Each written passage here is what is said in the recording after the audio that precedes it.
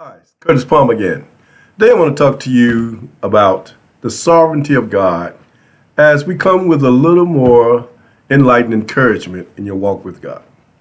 We've talked about, faith and trust in God, our being spirit, created in the image and likeness of God, living a life that glorifies God, and being faithful to God in all that we encounter on a daily basis. Well, if you don't understand the sovereignty of God, it's going to be hard to deal with and cope with and understand the unexpected pain, problems, confusion, and tragedies of life.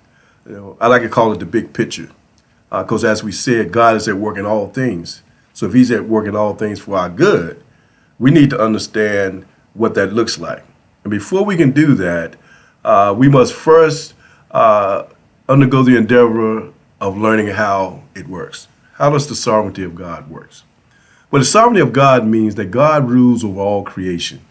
Nothing happens unless God causes it to happen or consciously allows it to happen.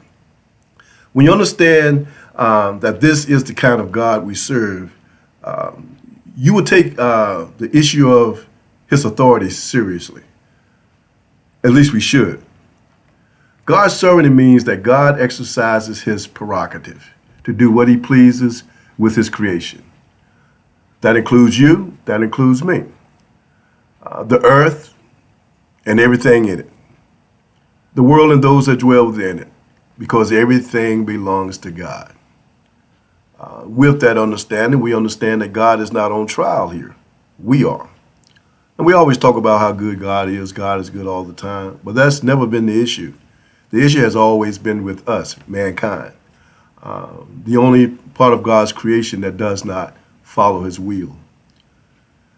If you don't understand the sovereignty of God, you will constantly be trying to blame others, circumstances, conditions, the government, the economy, taxes, your boss, your dog, whatever, for the unexpected pain and problems and confusion and tragedies that we encounter in life each day.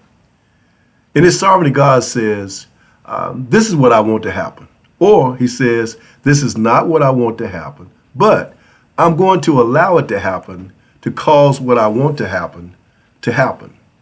That's the sovereignty of God, the infinite wisdom of God, that no matter what is happening, it's all working toward his plan of what he's doing. See, the understanding the sovereignty of God provides us with the proper perspective through which we view all life.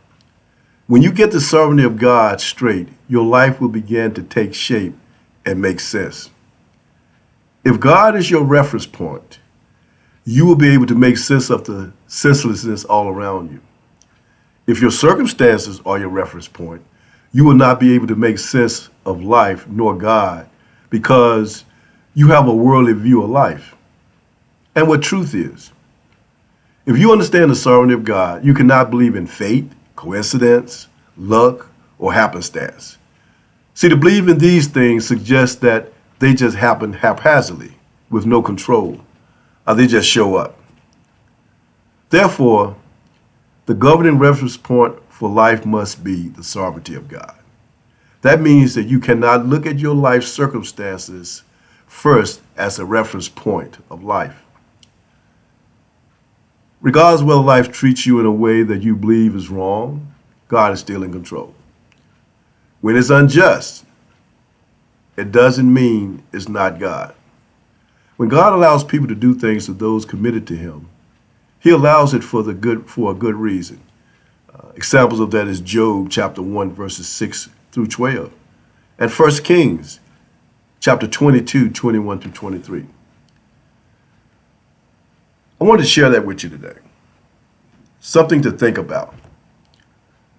Because if God is at work in all things for our good, there should never be anything to complain about.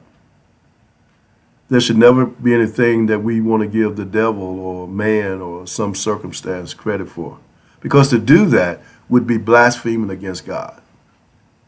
So let's think about that from God's perspective, not our human opinion or our human understanding. Be blessed and be a blessing to all that you come in contact with, that the world would know that hope and deliverance is here. As we focus on establishing kingdom rule here on earth, as we await the Lord's return, as God is healing the land because of your faithfulness to him and turning away from your wicked ways. Until the whole world knows. Have a blessed day.